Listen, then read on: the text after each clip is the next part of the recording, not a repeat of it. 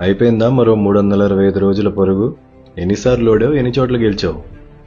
ఆకాశం అరచేతికి అందలేదా? పైకి చూస్తూ గోతిలో పడకపోతే గెలుపే.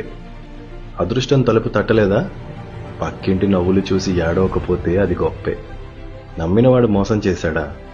నమ్మావు కాబట్టి చేశాడు, నవ్వుకు నదిలేయి. విసుగొచ్చినా విరక్తొచ్చినా అవన్నీ నిన్నటి కథలే.